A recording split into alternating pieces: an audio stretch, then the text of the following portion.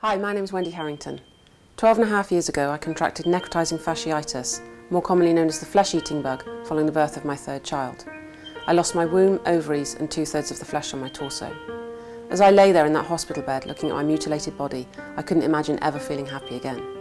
Yet I've been on an amazing journey and have learned many things, and now I'm happier than I've ever been, and I can't wait to share all the things I've learned with you.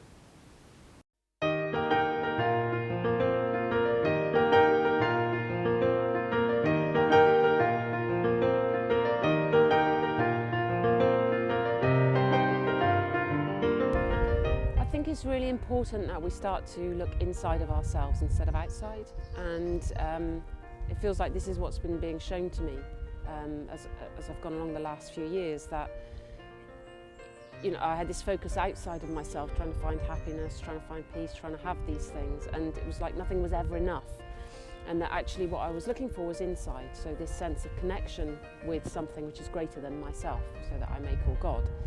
And I think the difficulty is the fact that we have a lot of unresolved issues, we have a lot of resentments, bitterness, hurts and things from the past, and because we don't want to allow the depth of those feelings, that what we do instead is we come into the mind and then we kind of think our way out of things. So I feel like this is a real feeling time for us all, and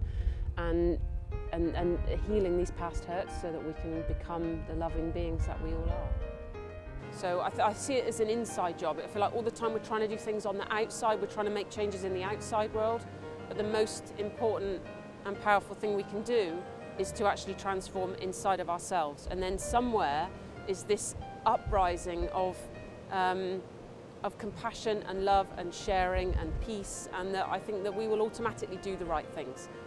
I think it's that as each of us becomes more loving, and this applies to me too then, so I'm going to make it very personal actually, but I believe this applies to all of us, that as I choose peace, as I choose love over power, then that is when the love of God will fill up this being, and then that love gets extended to other beings, and then there is peace. The thing it makes me think of being up here is just the busyness and the noise of life, this rush of things, and the mind being filled up with all these things we have to do, and just all the loudness of it all, that there's not a moment to even think. So one of the practices that has become really key for me is actually really finding times to be quiet. It's fine to be in the busyness and enjoy life, that's a part of life, it's a part of being human, but it's also just finding those moments of quiet where you can just really switch off and be able to hear, because I find for me that if it's too busy, I don't hear God anymore, I don't hear that voice anymore.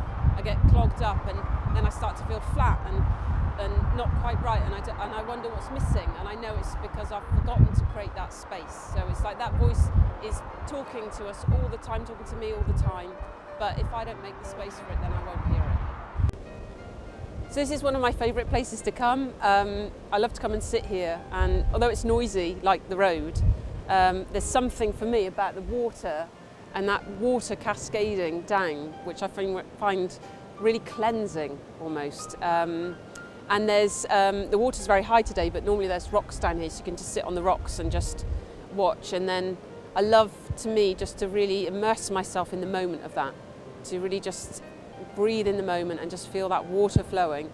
And I've come here times when I've been sad or I've been struggling with something in my life, and it's like it just washes it all away. And even if it's just for a moment, that's a moment of peace. Yeah, just this peace, this incredible peace and quiet in my mind, rather than this continual analysis and analytical thought and breaking everything down, needing to understand it. It's like all that goes out of the window, and there's just peace and happiness, and I feel very joyous. And that again to me feels like that's God, that's when God is within me.